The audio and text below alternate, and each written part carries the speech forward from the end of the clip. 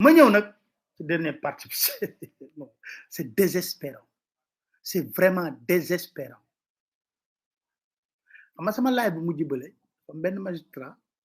mu ci doon waxtaan mu jox ma une version mais qui est un peu tronquée parce que am na yeneen élément yoo xam ne yu wóor yu nekk ci biir xam nga ki ñu surnommé Yaoundé Sakho Pape Oumar Sakho moom lañ surnommé Yaoundé Sakho damay dégg magistrat yi dama ko xam dëgg la dëgg la alors ñetti weer a ko dese ci bopp conseil constitutionnel ñetti weer Pape Oumar Sakho ñetti weer moo tax Macky jëli Badio Camara dugal ko foofu conseil constitutionnel parce que moom la ko bëgg a jox te moom taalibe la xalif général Macky Sall lu mu ko sant mu def ko sans murmure ni rien du xool loi du xool texte du xool droit day exécute des ordres Pape Oumar Sakho président du conseil constitutionnel c'est grave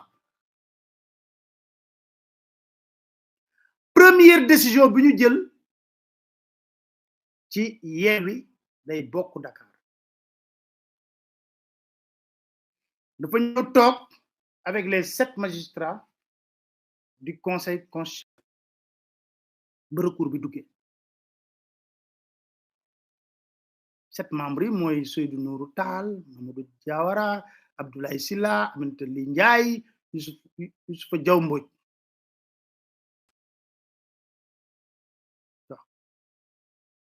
toog ne décision bi muy jël mooy day remettre en selle liste Dakar maanaam liste Yewwi bi Dakar dañ leen di permettre ñu bokk xam nga lan la ko yeneen magistrat yi laajuñu ko est-ce que décision bi muy jël c'est conforme à la loi code électoral dañ ko lan mooy position wu Macky Sall ci mbir mi na ko lan mooy position wu Macky Sall ci mbir mi mu ne leen amu ci problème foog na Macky Sall d'accord na ba pare gëmloo leen na d'accord na mais décision bi ba mu ko jëlee mais Macky était dans une colère noire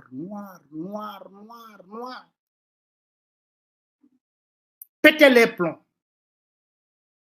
ne ñii dañ may yàpp wala dañ may fonto voilà c'est terme ñii dañ may yàpp wala dañ may fonto c'est extraordinaire Pape Oumar Sakho magistrat il faut se référer au président de la République pour savoir ce qu'il veut non leen il est d'accord avec la décision que je vais prendre autrement dit on tranche les contentieux suivant la volonté et les désirs du président de la République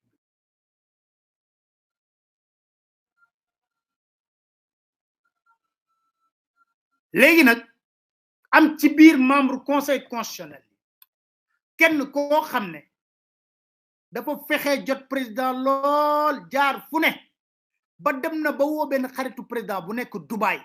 pour jot président de la République pour vérifier effectivement ndax décision bi conseil constitutionnel pour réhabiliter la liste de Yewwi à Dakar est-ce que moom moo d'accord ci loolu wam déet mujjul jot président de la République juge yi ne Pape Oumar Sakho comme loolu la kay jëlal décision bi parce que dafa am yeneen lu ci lax ñu jël ko Macky pété les plombs ñii dañ may yàpp wala dañ may fonto xam nga quand dans une colère moom am na kàddu yoo xam ne da koy faral di génne ci gémmiñ dafa jekkul nga koy wax Badio Camara nga xam ne jubawul ak Pape Oumar Sakho ci boppam jubawul defante la ñuy def Badio Camara moom mujjee gis président de la République nettali ko moo ko Badio yéen da ngeen may yàpp da ngeen may fonto ne leen il faut rectifier ay instructions il faut rectifier coûte que coûte seen lii ñooñu jox ko accord ne ko ils vont se réhabiliter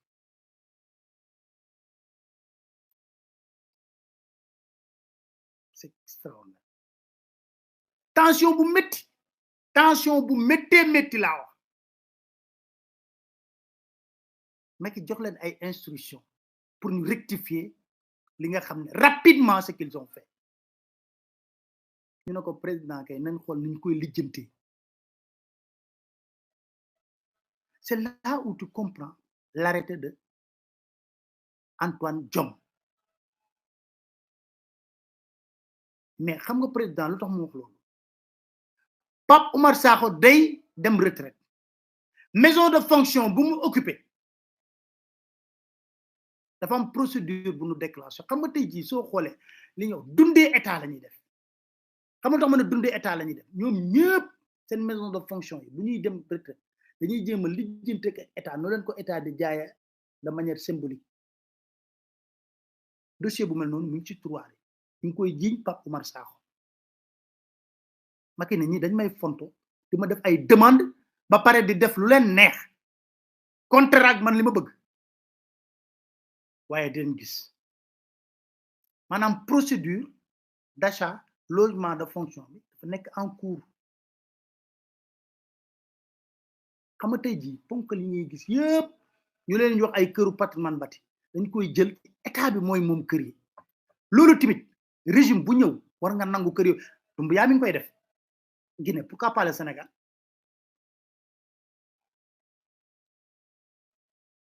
patrimoine bâti moom procédure pour jënd kër yi te procédure bi tàmbali woon